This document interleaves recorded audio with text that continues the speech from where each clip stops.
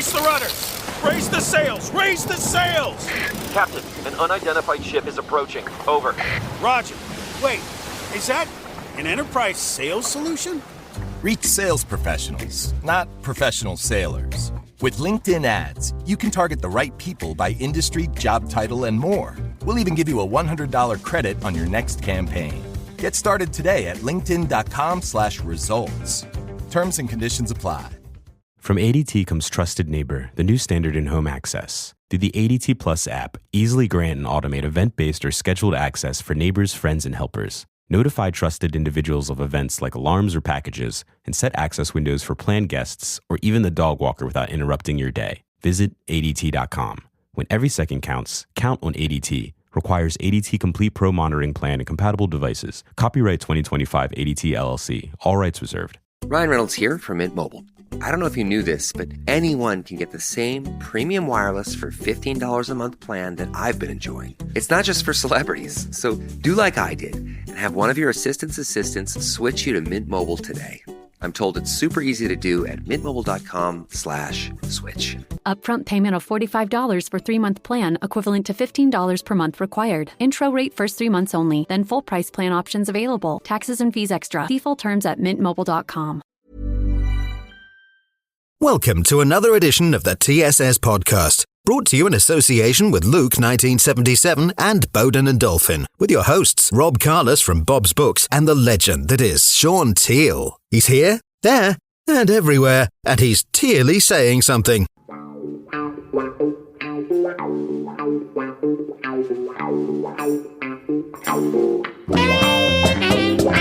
Hello and welcome to this week's edition of the TSS podcast. You know the rules by now. It stands for Tealey Saying Something. Myself and Shaun Teale did his book a few years ago and we got on so well that we decided to podcast and take it a bit further. So I'm keeping him real and I'm keeping him famous. That's what it's all about.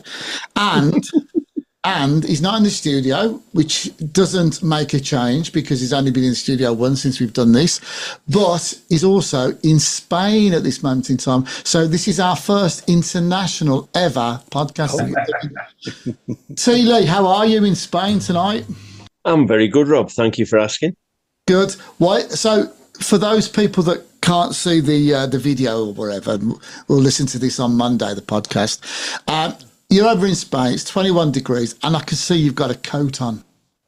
What is going on? Yeah, well, it's gone evening now, so it's gone a bit cooler. The sun's gone down now, so, it does cool off fairly quickly. Yeah. And have you had a good time so far? Yeah, brilliant. We've just relaxed, really. We've not done a great deal of anything. We've just chilled out, bit of shopping here and a bit of walking around there, and that's been about it, really. I noticed that, did you have a Luke 77 top on earlier on today? Obviously, we've got to think of our sponsors, and let's just say hello to our sponsors. Don't say the word freebie when it comes to Shaun Teale. I don't know what you're talking about there, Mr. Browne. Obviously, we've got our sponsors, Luke 77 and also Bowden and Dolphin Signs. Thank you very much, guys. I know you get the thank yous at the start with our posh person that does the intro for us, but it's always nice to hear from a Brummie as well, from King's Standing. So there you go. I know I'm posh and live in Berkshire these days, but there you go. And I'm surrounded by some wonderful people, and one of those wonderful people is a great footballer, great manager, and a great coach. The only person to have held 3 positions at Villa Park, as far as I know. I was with him last year down in Cornwall when we did the Cornwall Lions, and we couldn't think of anybody else that has played for the Villa, coached for the Villa, and managed for the Villa. And for those people that don't know what I'm talking about, and I'm pretty sure there won't be that many of them, I'm talking about our special guest for this week. He's none other than the legend that is John Gregory. Hello, John. Hi, Rob. How are you? Lovely to be with you.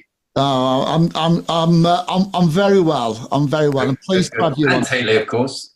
Yeah. Have you got over our weekend of road trips in Cornwall last year? Yes. It was. We did very well, actually. I mean, we hadn't sort of spoke too much before we got in the car, but we were just non-stop all the way there and all the way back. We were. So we did well, mate. We had a fantastic night. with the Cornwall Lions. It was great to meet everybody and really to thank them for the way that they support the club. And that trip is not a short trip, as you well know, Rob. Absolutely, it is a long trip, and those fans that travel up from obviously lots of places throughout the UK, but particularly the guys that come all the way up from Cornwall. A big thank you going out to them, and I'm sure, along with every other Villa fan at the moment, they're really enjoying what's been an amazing season so far. And let's hope it will just keep continuing to be successful. Yeah, absolutely. I can't think of a more southern fan base. I mean, I've done it with Teale. I've done it with you last year as well. But it's well worth it. I mean, it's a good 4 or 5 hour journey, even for me and you, John, and we live in Berkshire. But did I tell you we live in Berkshire? I've mentioned that a few times. I mentioned it once or twice. Yeah, I'm not getting saying the word Berkshire. Who did the driving, Rob? Say that again. Who did the driving? Have a guess, Teale. You. Yeah, exactly. To be fair, John, you got the better end of the stick, because if you've driven with Rob, it'll take you 3 weeks to get to Cornwall. Okay. Oh, it's great to have you on here tonight, Johnny. I'm telling you, absolutely.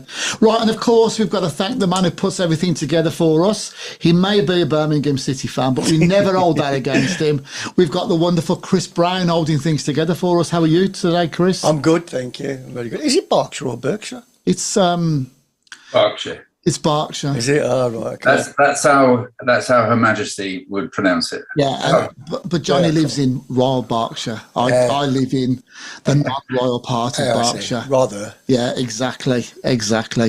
Right, so let's talk about, before we get into the topics that we've all agreed to speak on tonight, let's speak about the Champions League games this week. Aston Villa through to the last 8. I can't believe I'm saying that. We started these podcasts at the very start of the group stages, if you remember. And I remember saying to you guys then, I'll be really happy if we get into the playoff, the 9 to 24, which was the playoff places for the last 16. So, and I think most people would have done that, considering it's 42 years since we last played in this competition, be it under a different name and format. But we're now in the last 8, and we thoroughly deserve to be in the last 8. Teale, you weren't there yesterday getting your ambassador role, because obviously you've got freebie in Spain at this moment in time. So you're not going to give that up, are you? Absolutely. No. Watch the game. Of course I watched the game, of course, yeah. I thought it was quite a strange game, because I thought they came out and started really, really well, and we struggled to get a grip of them for the first 20 minutes. And then, of course, the sending off, great ball from Emi Martinez, Rashford with his dart in behind, gets sent off, and the game changes, really. And I think the biggest change, really, was Unai Emery's substitutions at half-time. I think with Ollie getting a knock, it forced his hand a little bit, but, Marco Asensio was just unbelievable at the moment. Well, he's a game changer, isn't he? The guy is an absolute game changer. A world changer. We all know he's such a good player. But he's walked into Villa Park and set the place alight with his goals. And let's face it, he's played very few full games. Everything's been a bit part, but he comes on as a bit part and scores goals. And he changed the game for us last night. I've been supporting Villa for 50 years. John has had a relationship with us since 1977, and obviously you were early 90s as well. I cannot think of a better squad of players that I can say that we've had better seasons, but I can't think of a squad of players that we've got now that can come on and change games. And we know that Emery is a massive part of that. But a question to you, John, first and foremost. In your, playing days, your coaching days, your management, have you ever seen us have a squad of players at the calibre that we've got at this moment in time? Probably not the depth. I have to say that Ron, in Shaun's day, Ron's team that myself, Brian and Alan Evans inherited in 1994 we came into the club and we had Teale, Earl Barrett, Andy Townsend, Steve Staunton, Ray Houghton, Paul McGrath, Mark Bosnich. I mentioned Earl Barrett, Hugo Ekiog, Dean Saunders, Dalian Atkinson. We inherited, when we first went in there, we inherited some amazing, amazing footballers. That was, for me, one of the best squads I think that Aston Villa ever assembled. Unfortunately, when we came in '94, there was a few of them that their legs had just started to go. They'd had better years, obviously, before we come under Big Browne. I thought that squad that he put together was an amazing group. And obviously just coming into the club with Brian and Alan Evans, we're suddenly working with the likes of Ray Houghton, who I thought was an amazing, amazing footballer. But he just couldn't play 2 games a week, and there was a few of them that were just coming towards the end of a glittering career. And they started to struggle to play 2 or 3 games a week, which was needed at the time, being involved in all the cup competitions. And that was an incredible squad. But this squad obviously matches that at the moment. You talk about Asensio, and obviously you talk about Rashford. They've made a good impression when they come in.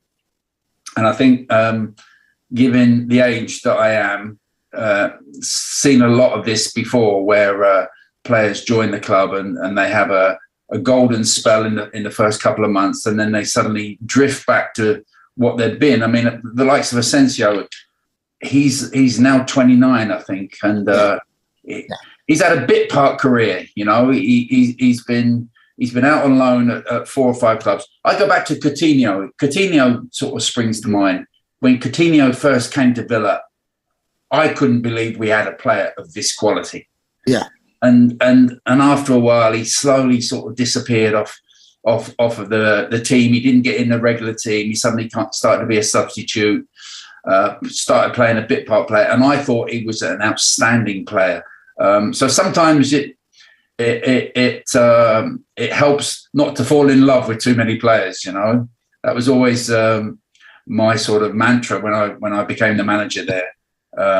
Inherited a lot of very, very good players, and sometimes don't fall in love with some of the players because you see them some days and you want them to perform like that each and every week, and sometimes they don't have it in. So I'm a little bit reserved at the moment with the likes of Asensio. He's doing very, very well. Rashford's doing very, very well, but I'm yet to see if they've got longevity.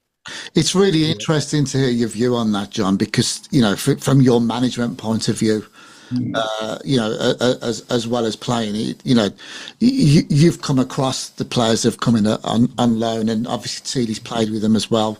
And you're right to cite Coutinho there when he first came to the club. Oh, amazing player. His first game was against Man United, and he scored. But I think the difference between then and now is that at that time we were struggling, weren't we? We were relegation, in the mix for relegation. Now, 2.5 years later, I'm not saying they're luxury players, but these guys are, world class and can change games. But this is what we want. This is what the Villa fans want. You want to see players like that coming in. And I always remember Mark Bosnich saying to me, when we were sort of going to lose Bosnich, when he was about to go, he said to me one day, I want to sit in the dressing room, and on my left hand side I've got Juan Ramos. On my right-hand side, I've got another superstar. He said, I want the dressing room at Aston Villa to be surrounded by superstars. And I want to be part of that. And he said, I don't see it happening. And that's really one of the main reasons why, of course, he went off to Manchester United, because he was then going to a dressing room that was filled with superstars. And I think that's always been the case at Villa. We've always wanted to build a squad such as they've got now. And I think Emery has slowly put them together. He's just added little bits here and there, and used his contacts, used his knowledge, obviously with good people in the recruitment department, and they've put together an excellent squad, and they look strong, and the bench looks strong as well. And that's an important aspect when you're putting together a squad of 16 to 20 players. You want to be able to, as we've done with Rashford and Asensio in the Premier League, we've suddenly brought them onto the field, and it's suddenly given us a boost. It's suddenly given us a kick because we brought on real quality players that have actually changed the game and actually won the games for us. They seem to be zeitgeist players to me at this moment, with the impetus that Villa have and the fact that we are challenging on 3 competitions. And obviously in the league, that is not to win the league, but to, get a place back in the Champions League. They seem to be Johnny on the spot, don't they, in terms of where we are at this moment. Last 8 of the FA Cup, last 8 of the Champions League, in the top 8 of the Premier League, and only a couple of points away from the coveted Champions League spots again.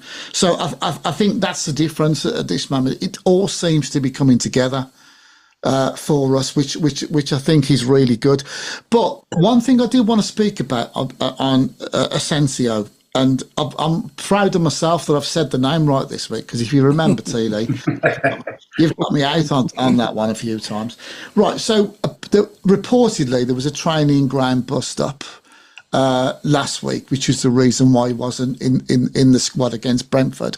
And I think that the protagonist, or the person that there was a scuffle with, if that's the right word, was Super John McGinn there. So question for both of you here. Teale, I'll come to you first. How do these bust-ups on the training ground or in the dressing room, how do they affect the rest of the team if you're not involved in that scuffle? I think for the most point, the lads would just sort of walk away and laugh it off, and sort of look at them and say, well, it was a pointless argument, pointless scuffle. It happens all the time. Someone has an opinion of what someone's doing, and they don't agree, and words are exchanged. I mean, I think there was a few days earlier this week, there was a thing came through from the training ground at Liverpool about Salah and what's it called, the fullback having a pop at each other. Trent Alexander-Arnold was the one. And it does happen. It happens from time to time, but once you put that shirt on and you run out on the pitch, you forget about all them things. They're only little niggles that go on all the time at football clubs. You don't hold grudges. You can't. They're your teammates at the end of the day. So the stories from chip paper. Then is it tomorrow's chip paper? Yeah, because there are stories of players not speaking to each other at all. I think Andy Cole and Sheringham didn't speak for years, but played together every week, and it never stopped them playing together. Yeah. It's one of those. There's so many personalities in the dressing room. Everybody's different. Everybody's got their own little quirky personalities. So there's always going to be clashes. You've got because you're all in each other's faces for a hell of a long time. You've got 30 odd lads training every day. Of course. Being in each other's pockets basically. Yeah. And then you go home and you forget about it. You might go home, I suppose, and whinge at the missus. Oh, I had an argument with such and such. You come in the next day and you just crack on with it. It's just the way it is. If I was with my missus all day, it'd kill me as well. John, from a management point of view, is it as Teale's just said there, it happens, you split them up, time to go to their own corners, whatever. Is it over very quickly from a management point of view? Is it something? Yeah, it is, yeah. Always. I can remember myself personally having a row with Gary Charles over £1,000. He was negotiating a new contract. In those days, obviously, there wasn't too many agents around, and I sat with Gary. He was only on about $4 or $5 grand, and I wanted to put him up to 10 grand a week, but I wanted 9 of it to be basic and £1,000 appearance, and he wanted all 10, and we ended up just chatting nicely over it, and in the end I literally picked him up and threw him out of the office. And it almost came to blows. We were shouting at each other, calling each other all the names under the sun, but of course, the next day we just went back to work as normal, like good professionals. But I agree with Shaun. There's been lots of bust-ups on training pitches over the years, and you just sort of the boys get separated. You have a little, as the manager, you're trying to just take control of everything, just make sure it's calmed down, and the next day you just come back into work and just get on with it. There's been hundreds of those over the years, Rob. Yeah, absolutely. Where players have got involved and wanted to fight and all the rest of it, and but it never really goes much further than that. It's just a bit of a cooling down period after that, and then everyone comes in the next day, as Shaun says, and just get back to work. I think the one that probably didn't go that way was the between but that was that one. Johnny Hardson. Yeah, but more recent to that was I know it was player manager. You just mentioned there you as a manager. Wasn't there something with Marino and Paul Pogba a few years ago? I think so. Yeah, Man U. Yeah.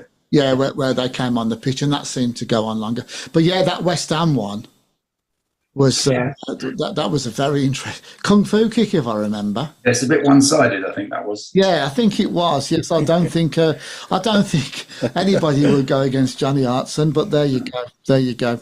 Right, so we got Paris Saint-Germain in the next round.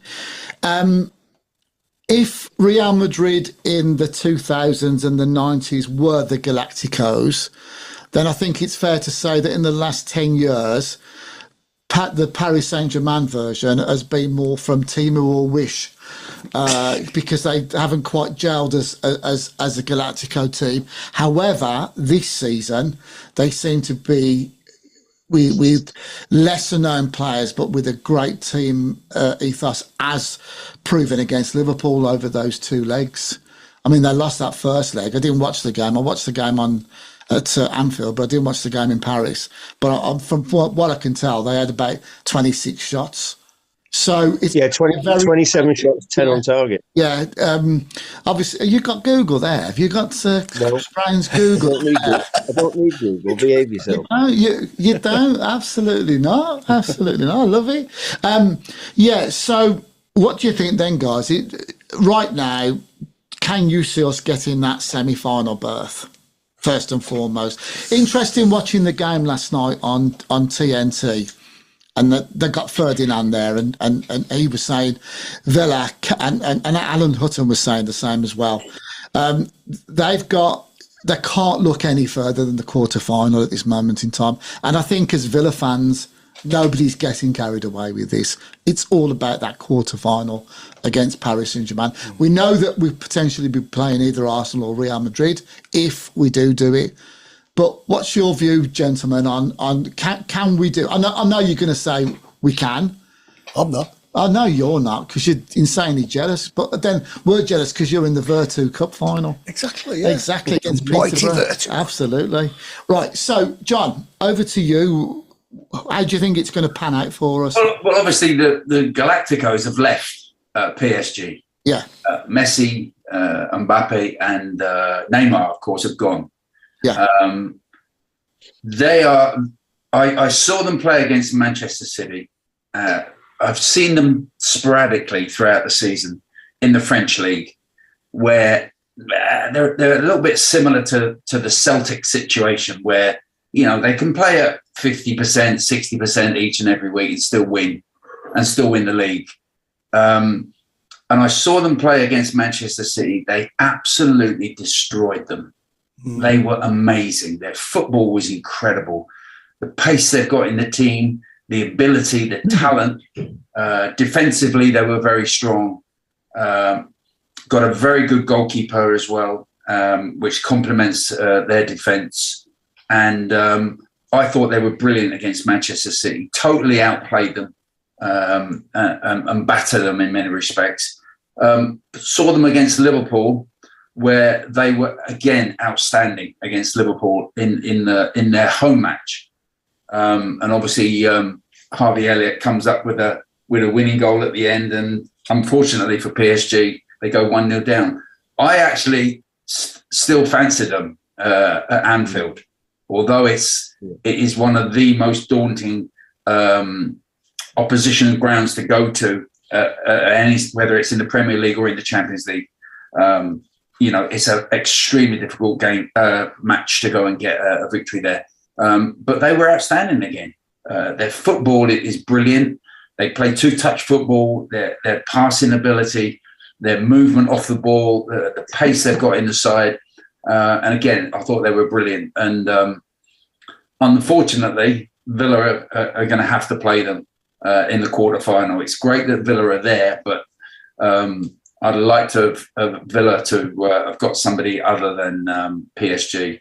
PSG, to me, are, in my opinion, I think they've got a great chance of actually getting through to the final. Yeah. But it's going to be tough for Villa, without any question. Without any question at all. It's going to be an extremely difficult game for Villa, but never put anything past this group of boys. This group of boys have done amazing since Emery has come into the club. And I'm sure that with the preparation that Emery will put together for the two ties against them, I think it's a very exciting time. Listen, we're talking about the quarterfinals of the Champions League. Yeah. It's not so long ago that we were playing in the Championship. Yeah, absolutely. And now we're in the last 8 of the Champions League. So the transformation has been incredible. I hope that Villa managed to get through past PSG, but I think this is going to be an extremely difficult tie for us. Yeah. Teale, what about yourself? Yeah, I agree with what John said, really. I mean, I think the biggest worry for me is their pace. Because they've got pace all over the field. You look at Dembele, how quick he is, and some of the others, and that's the fear for me that we, especially in France, that we get overrun. I mean, the game in France against Liverpool only had 27%. Now, where else would Liverpool go and only have 27% at the moment? Yeah, I just couldn't see any other team doing it to Liverpool. So I suppose there is a big fear factor that we could go there and the tie be over before we even get back to Villa Park. But, again, as John said, we've been quite resilient this year. We for some reason, all of a sudden, seem to have stopped shipping stupid goals, which has plagued our season all season anyway. So, it's never say never. I think, Sean, from their programme, PSG will have a much easier program between now and the Champions League matches, whereas Villa, of course, are going to be playing every 3 days between now and then, and Villa being involved in the FA Cup too.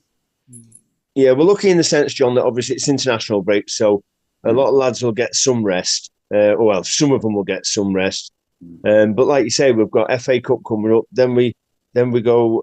We're home to Forest, which is going to be a tough old game.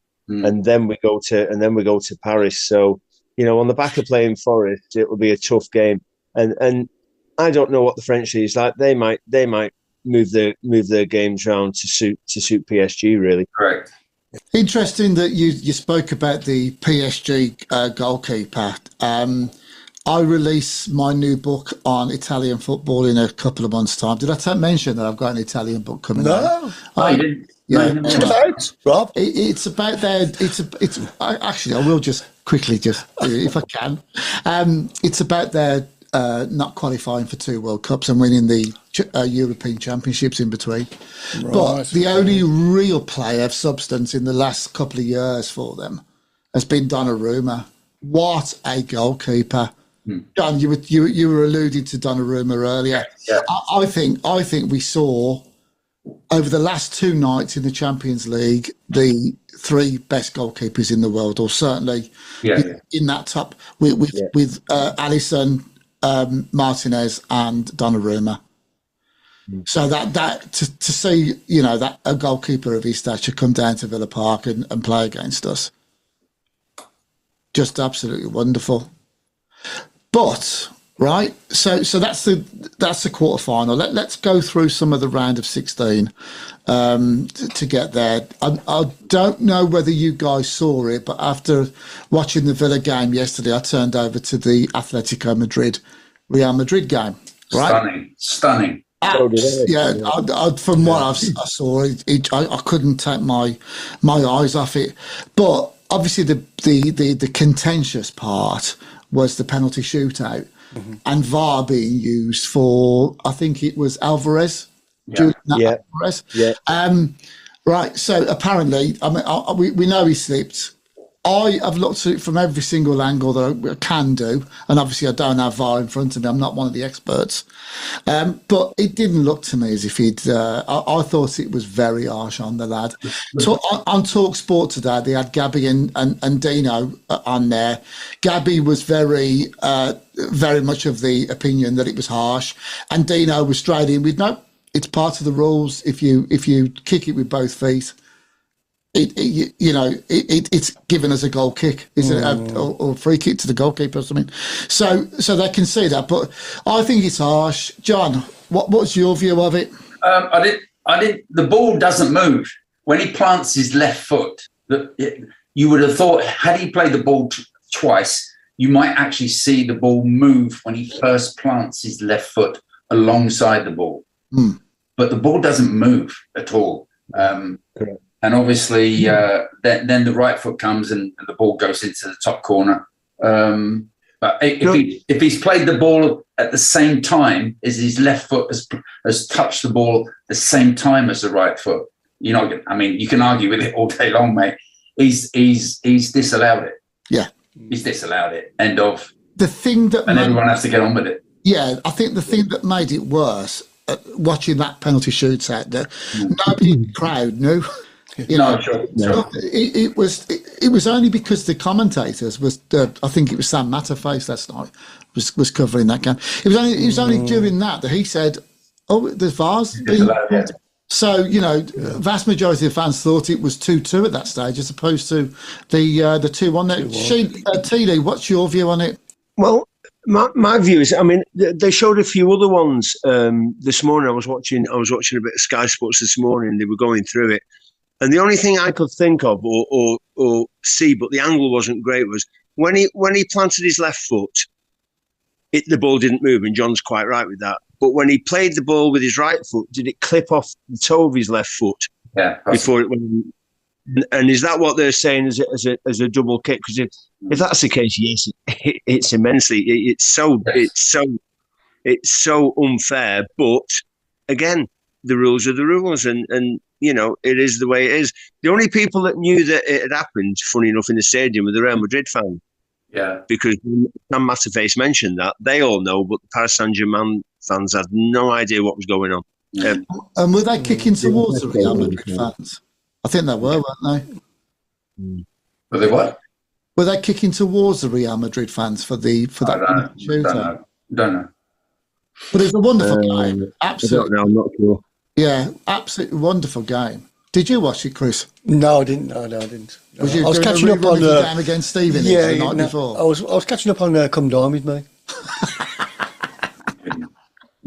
You're so funny. You're absolutely so funny. Right, so who's going to win the Champions League then? I quite fancy Paris Saint-Germain. And I do. I do. Obviously my heart. Of course, yeah. Is massively, and I wouldn't be surprised if we win. Wouldn't be surprised if we don't. But I think if we do lose, I think we can say that we're going to lose to the winners of it. Yeah. But then in the semi-final, it's Real Madrid if they beat Arsenal, which I would imagine that they will do. Yep. Again, it's not set in concrete. So, but for me, from a football point of view, obviously I don't want this to happen because I want it to be Villa. Yeah. But from a purist point of view, I think Paris Saint-Germain versus Barcelona. Oh yeah. Would make a cracking final. Really would. Yeah. Really would. John, who do you fancy? Sport for choice, really, aren't we?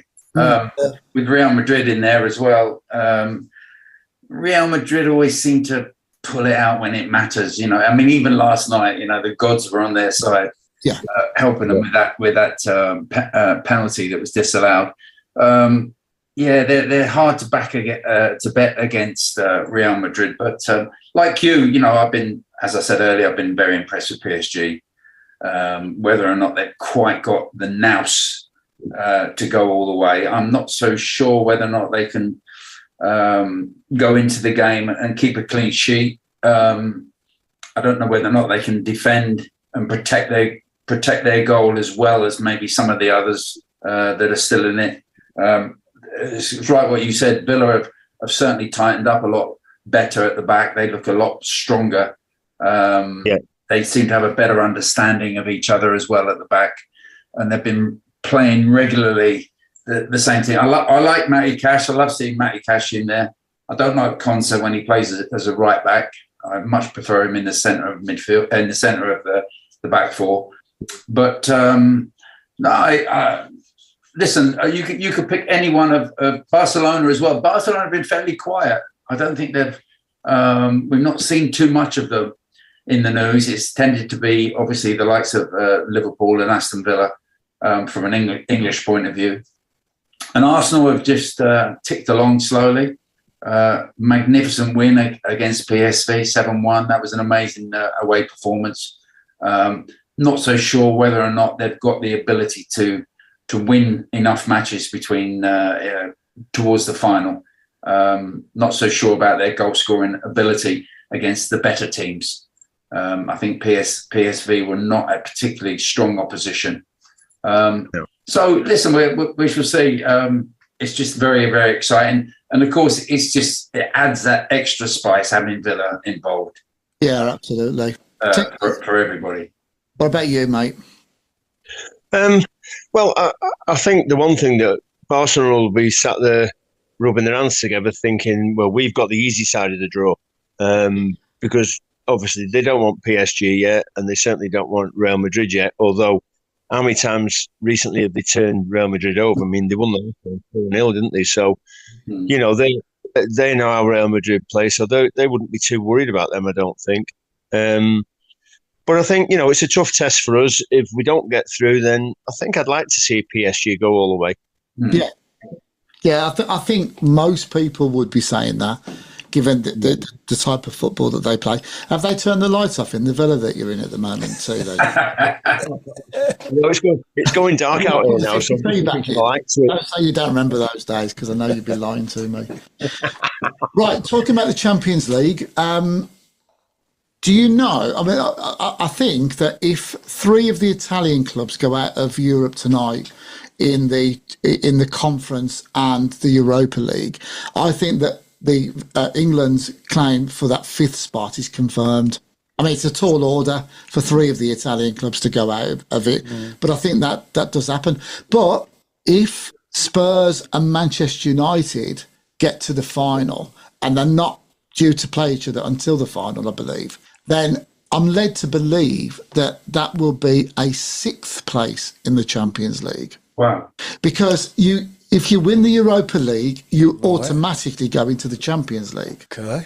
So I'm told that 6th is in line, and 7th will get the conference or the Europa League. So it'd be interesting to it came up a couple of days ago, and I thought, well, that does make sense. Mm-hmm. That does make sense if we do that.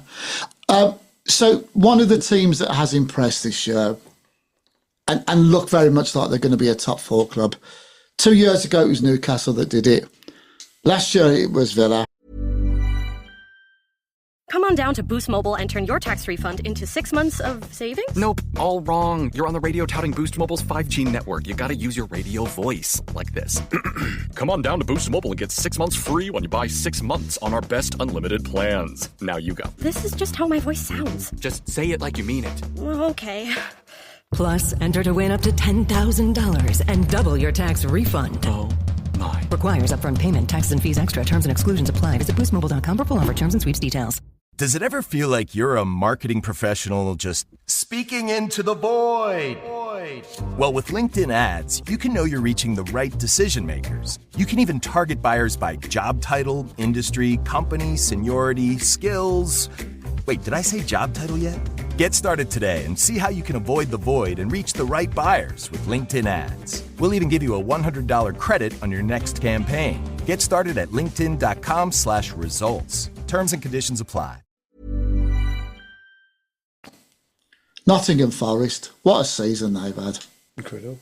You know, and for me, I think they lost 5-0 to Bournemouth a few weeks ago, and I'm thinking, bubbles burst. Yeah. But I know Man City haven't played that well this season. But to keep their composure after losing 5-0 and get back to winning games has just been tremendous. I think they've got a fantastic manager there. Yeah, I really do. I do. Do you think they're going to get? Do you think they're going to get a top 4 place, Forest? I do. Yeah. John, I can see it happening. Yeah, I think. Listen, it's difficult for a club such as Forest to have had this season that they've had. It's been amazing, and like you, Rob, once or twice I've looked at them and I thought, nah, this will only last another couple of games and they'll disappear. They'll go back to being Nottingham Forest and they'll be, skirting with relegation or whatever. But they've really persevered. The players that they've got are just genuine, honest, down-to-earth players who work exceptionally hard every week for the shirt. He's not got a huge squad there. He's had to chop and change a little bit, but generally the whole team has been brilliant. The fans have been amazing. I'm sure that they can't believe it. The atmosphere inside the City ground is incredible. And I just think they're a club that have done exceptionally well under this manager. I think he's very experienced. He's obviously had a tough time when he went to Tottenham. After he took Tottenham to the top of the Premiership, and then suddenly they just faded away. And very similar to Emery. Emery obviously had that spell at Arsenal, and I think the second time around, coming back to the Premiership, I think Nuno has certainly learned from his past mistakes, and he's a much better manager now and a much better coach than he was the last time he was at Tottenham and Wolves, and I think he's learned a lot from that. Yeah, I'd agree. And I think they're going to hang around. They're going to be around there fighting for a Champions League place, which will be great to see them back into the old European Cup as it was, back in the day. Yes, so scary, that Nottingham Forest team of the late 70s when we look back at it. Obviously, you played against them, John, on that one. So, Teale, do you think Forest will get a top 4? I mean, it looks very much like coefficiency will go in favour of England, and we will get at least that 5th. Chris, can you see whether on Google whether that 6th is available for us for in case we do win, one of our teams wins the Europa League? So, do you think they'll do it, Teale? Yeah, I do. I think the one thing about Forest is that Nuno knows his players, plays to their strengths, and doesn't try and mess with it too much. So they get the ball wide. The big centre forward doesn't get over involved till the ball goes in the box, and they know he's going to be there, so they get the ball in the box, and hence why he scored so many goals this season. But they're very good at the back. They keep it tight at the back. They don't give enough. Granted, they got beat 5 at Bournemouth, but they don't give an awful lot away in most games. And the midfield has been a revelation this year from Gibbs White, running the show. They got the lad from Newcastle, Anderson, who's been terrific this year. He's all over the place. Got a bit of a nasty streak to him, like to leave a foot in now and again. And I think they just complement each other as a team. They really do stick to their strengths, and they don't change really, whether they're at home or whether they're away. They go about their business in the same way. Yeah, absolutely. Apparently, Rob, that rule has been scrapped. Really? This season, yeah. Oh, right, so 6th isn't. Okay, then. Oh, we're going to have to get in the top 5 then, guys. Sorry. Oh, thanks for that, mate. 6 would have been all right for us to get into. I think for the top 5, Rob, it's going to be a scramble, isn't it? Yeah. The way it's set up now, there's a lot of teams up there have to play each other yet. Us included have to play. Obviously we've got Forest next home game. A win there could propel us into the top 5. So I think there's an awful lot of very tight games coming up in that within that top 10, all playing each other a lot of times, and I think it really is going to be a scramble right to the death. We speak about this on most of the shows, John, and I'll just reiterate it now. I'm sure you're going to agree with it. It's great to see your Bournemouth, Brentford's, Fulham doing well. Brighton up there, Forest, Villa, Newcastle, all threatening that supposedly Sky 6. it's wonderful to see, isn't it? Yeah, it's brilliant. And I also think the mentality that the likes of Forest, Brentford and Brighton have got, they want to rub your noses in it, because we when we talk about the top six, the likes of Brighton, Brentford and Forest don't get mentioned, and Villa never used to get mentioned. That was always my argument back in the day.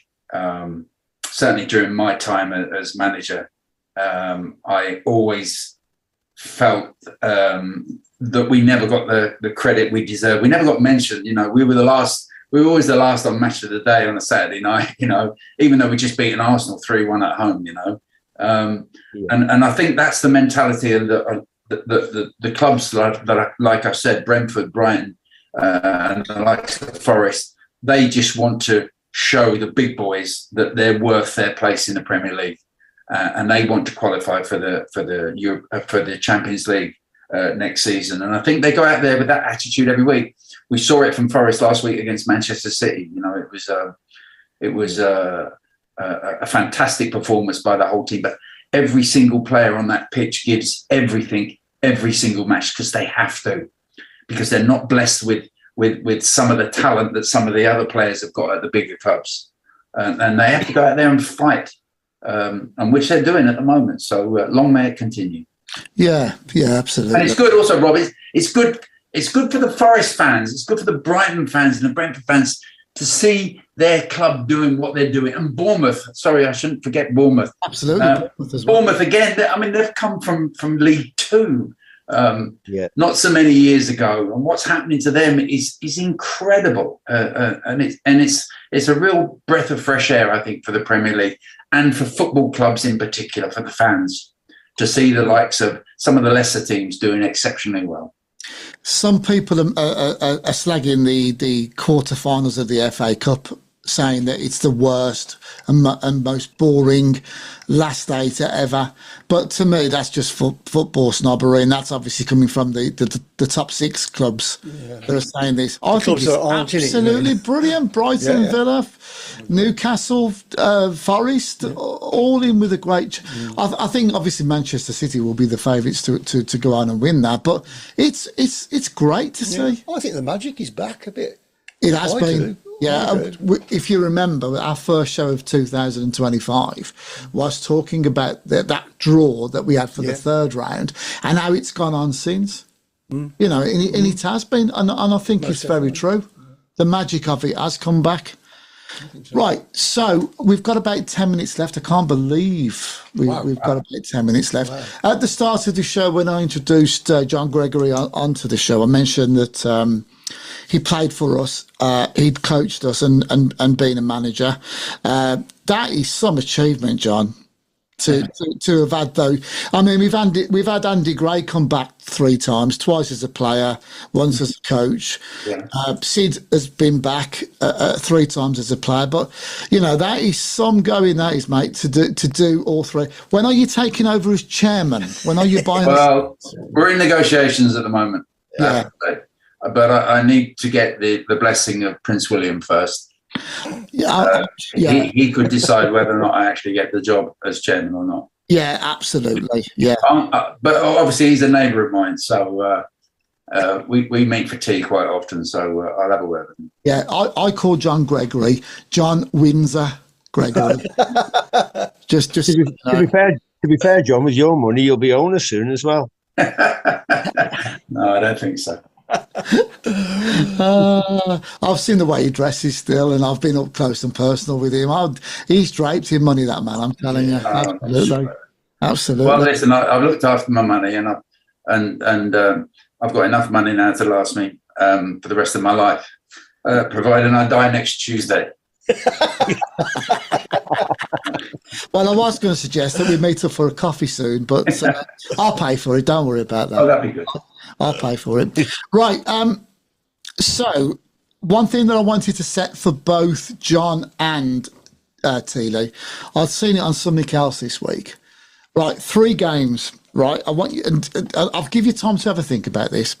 3 games that changed your football life or your life in general? Now, it can be as a manager, it can be as a coach, it can be as a player itself. I know, Teale, you've been a manager, so you can add that in as well, and you've done your coaching there. Right, so Teale, I'll come to you first and foremost. I'm after 3 games. Very quickly, what would be game 1 for you and why? 3 games that changed my life. Yeah. Probably Sheffield Wednesday away in 1991, which was my debut for Villa.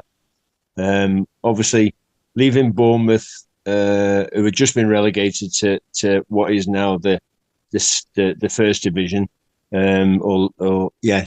National League, whatever it is, 1.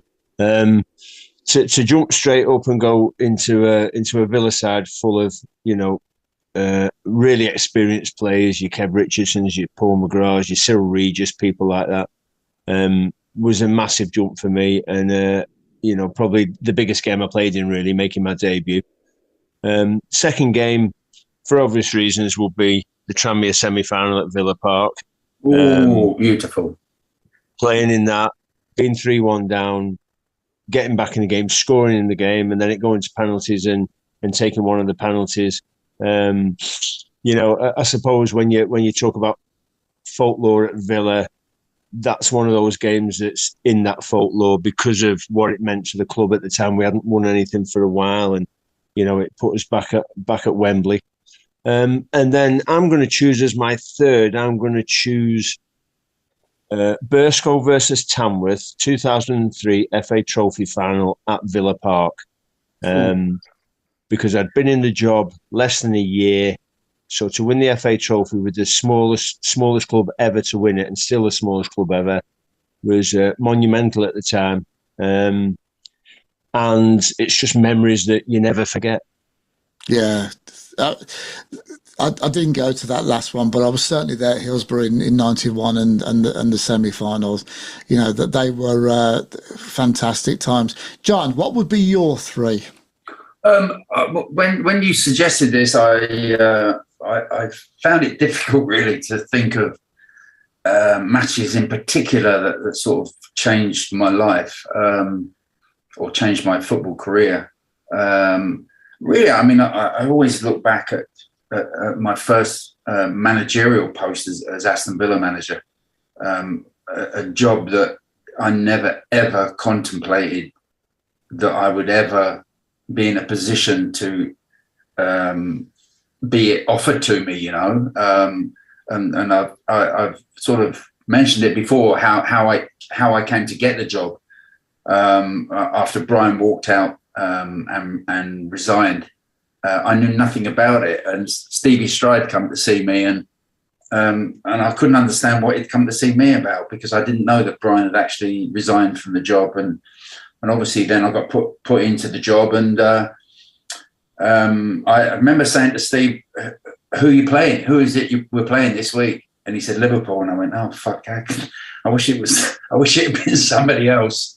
But we were playing Liverpool at home on the Saturday, and I wasn't one of the people that was suggested would take over as manager. There was some really big named managers that were in the local media that certainly had more chance of getting the job than I did. But obviously I was given the job and suddenly walked out at Villa Park on the Saturday to play Liverpool in my first game. And I was wondering how the fans would react. I thought there might be a few boos or things of that sort. But as I walked out, Teale will remember the old tunnel that used to go down about 150 steps down to the pitch, and then you had a 60 or 70 yard walk to the dugout, and I was expecting to get a few boos and a few people maybe throwing bananas at me or oranges or something.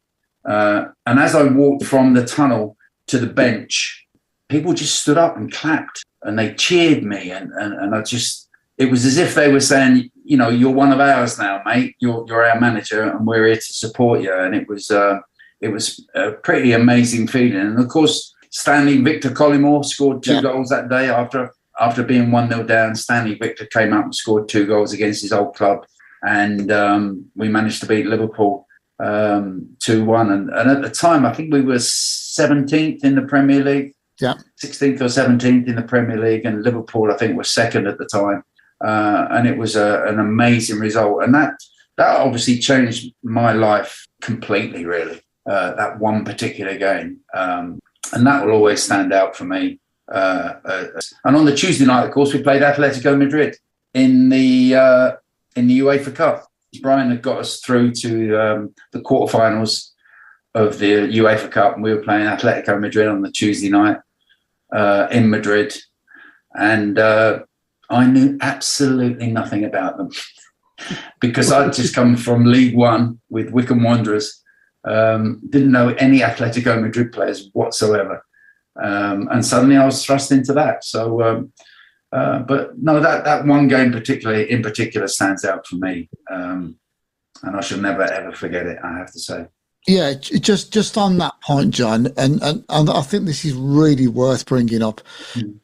The parallels between your first 3 or 4 months as Villa manager and the parallels with Unai Emery are very striking, because one thing that when you took over back in 98, 98 I was not expecting European football in the 1998-99. Oh, exactly, yeah. As I wasn't when Unai Emery took over.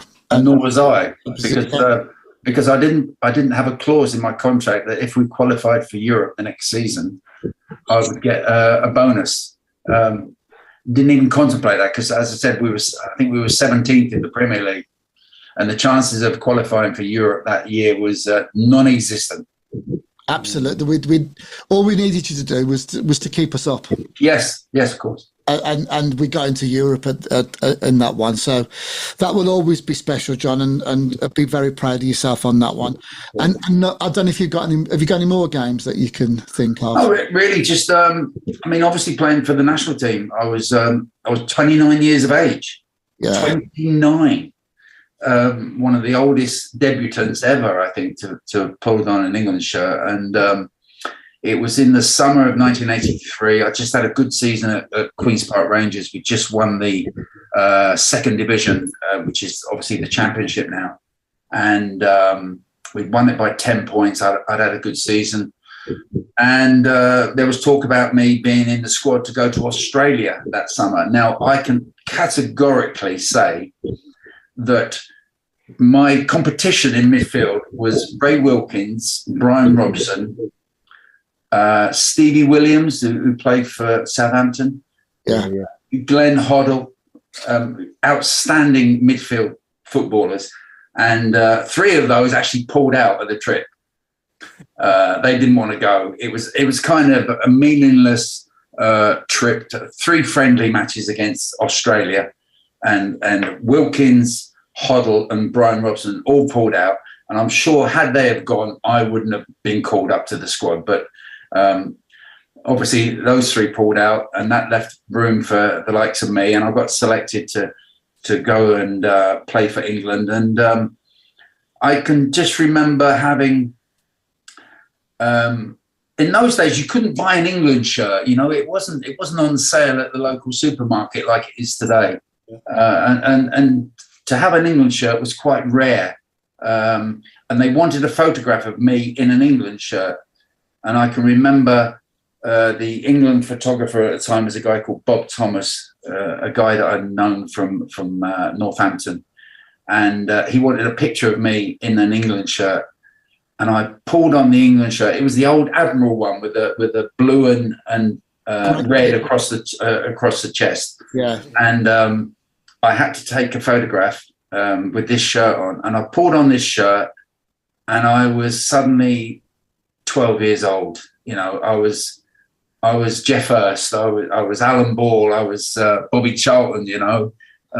All those sort of thoughts come. I'm actually putting on a shirt that some of the unbelievable players of my childhood had actually played for England, and here I was pulling on an England shirt, and that to me was quite incredible, because once you've played for England, mate, it's on your CV forever.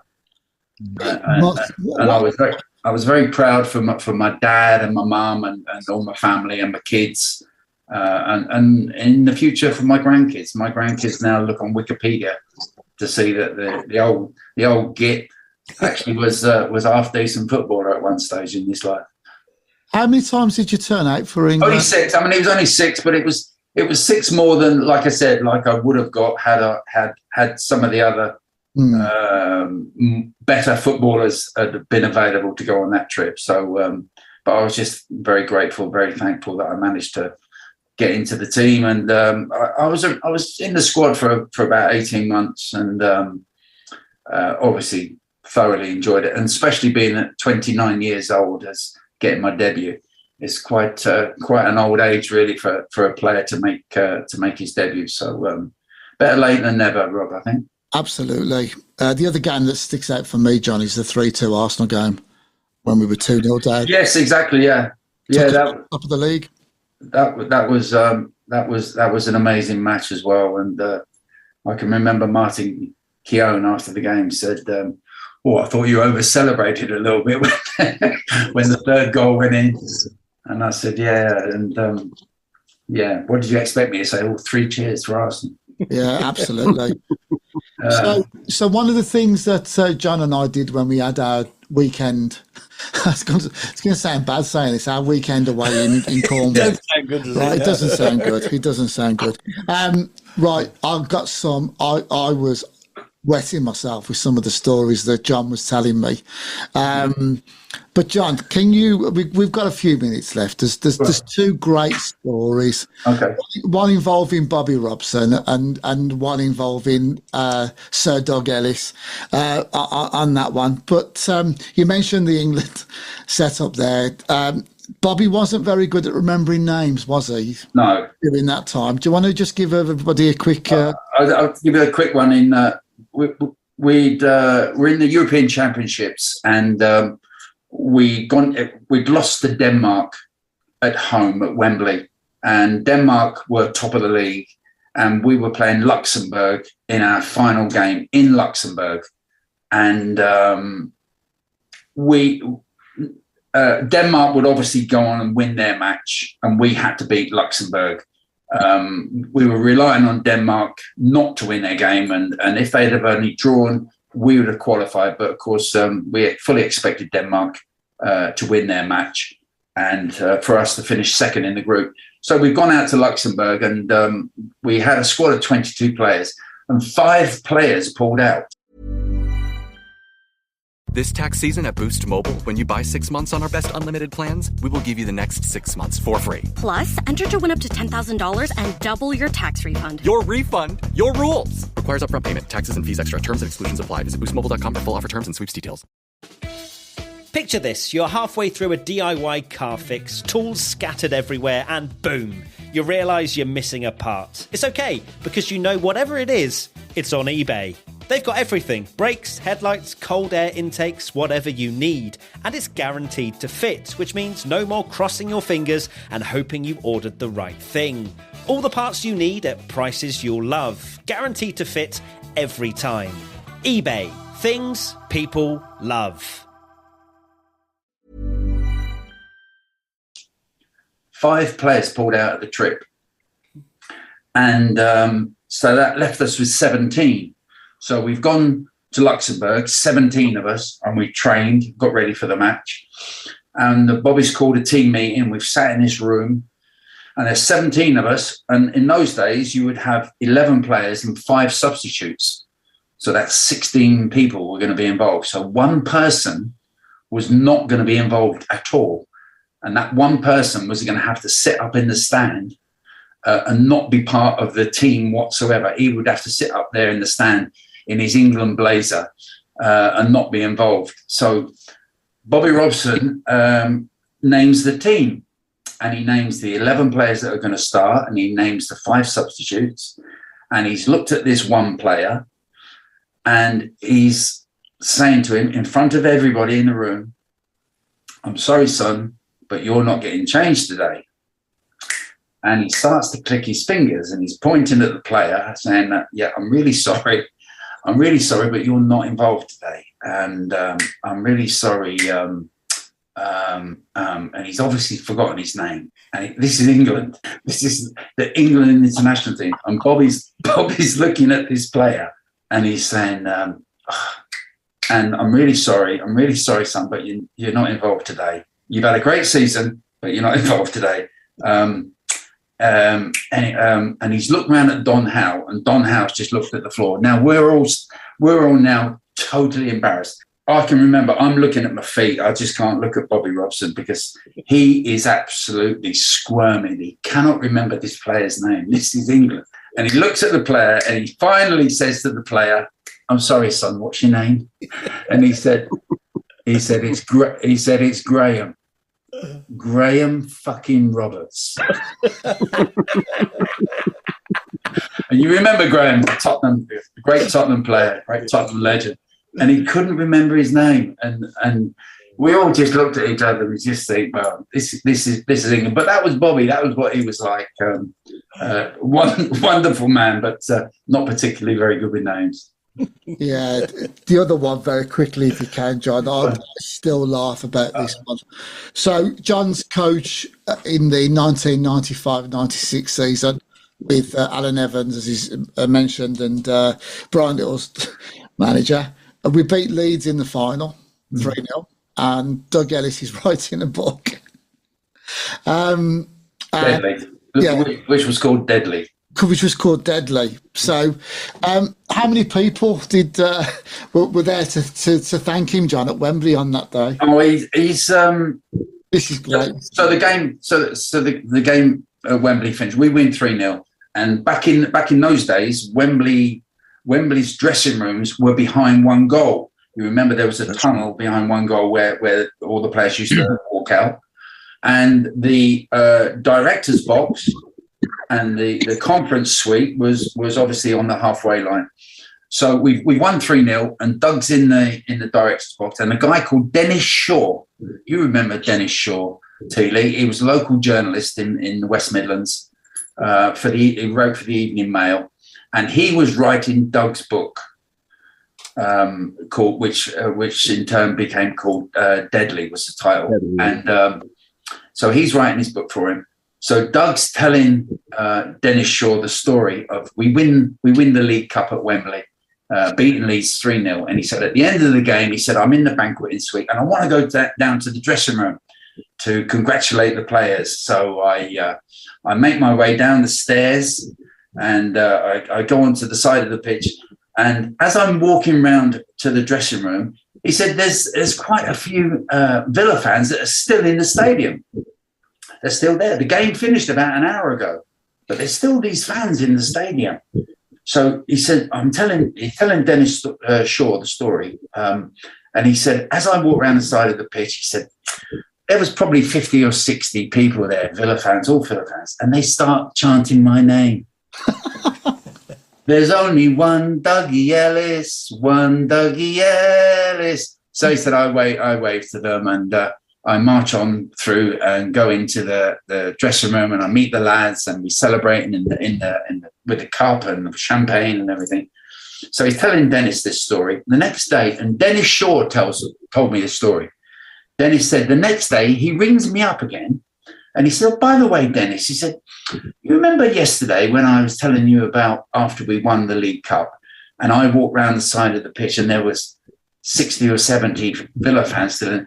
He said, I've been thinking about it overnight, and he said, there was probably about 1,500, When I think about it, there was probably about 1,500, and they were all chanting my name, there's only one Dougie Ellis, one Dougie Ellis.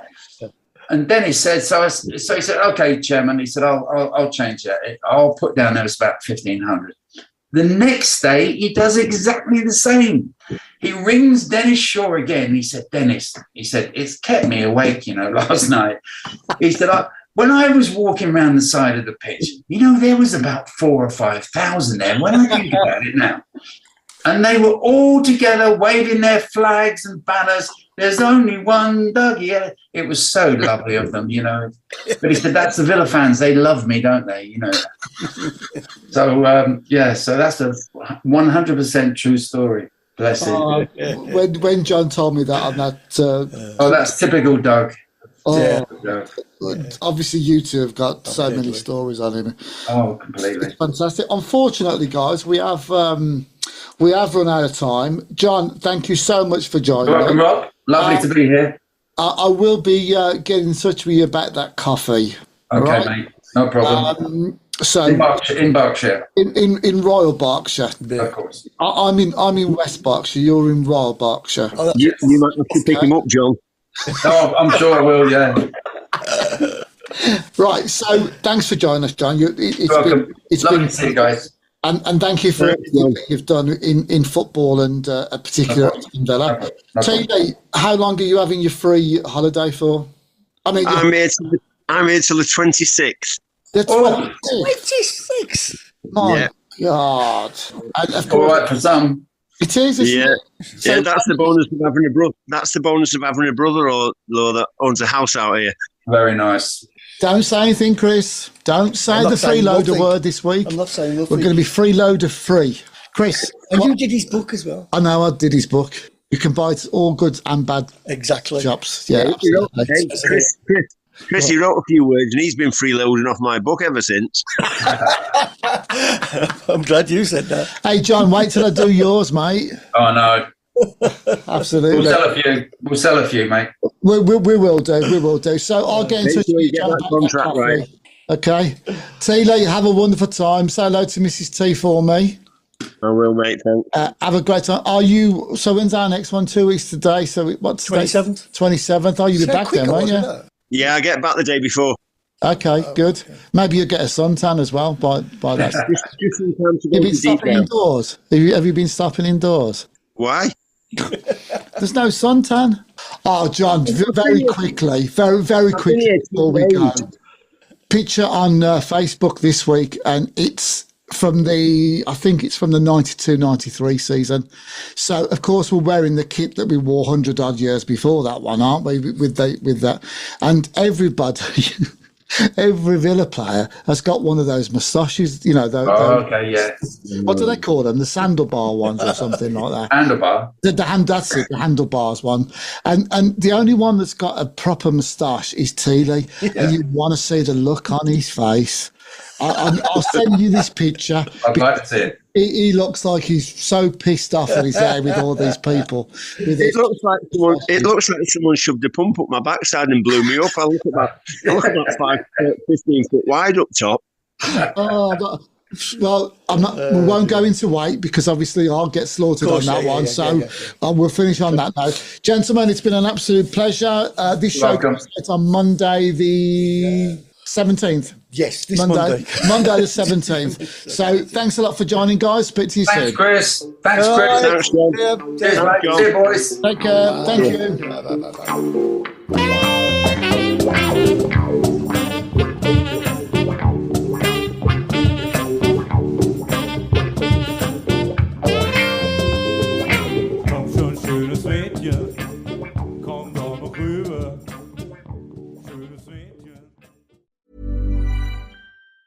The new Boost Mobile network is offering unlimited talk, text, and data for just $25 a month for life. That sounds like a threat. Then how do you think we should say it? Unlimited talk, text, and data for just $25 a month for the rest of your life? I don't know. Until your ultimate demise. What if we just say forever? Okay. $25 a month, forever. Get unlimited talk, text, and data for just $25 a month with Boost Mobile forever. After 30 gigabytes, customers may experience slower speeds. Customers will pay $25 a month as long as they remain active on the Boost Unlimited plan.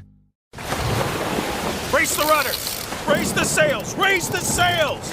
Captain, an unidentified ship is approaching. Over. Roger. Wait, is that an enterprise sales solution? Reach sales professionals, not professional sailors. With LinkedIn ads, you can target the right people by industry, job title, and more. We'll even give you a $100 credit on your next campaign. Get started today at linkedin.com/results. Terms and conditions apply.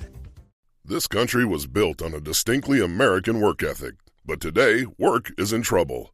We've outsourced most of our manufacturing to other countries, and with that, we sent away good jobs and diminished our capability to make things. American Giant is a clothing company that's pushing back against this tide. They make a variety of high-quality clothing and activewear, like sweatshirts, jeans, dresses, jackets, and so much more. All made right here in the USA, from growing the cotton and adding the final touches. So when you buy American Giant, you create jobs for seamsters, cutters, and factory workers in towns and cities across the United States. And it's about more than an income. Jobs bring pride, purpose. They stitch people together. If all that sounds good to you, visit American-Giant.com and get 20% off your first order when you use code STAPLE20 at checkout. That's 20% off your first order at American-Giant.com with promo code STAPLE20.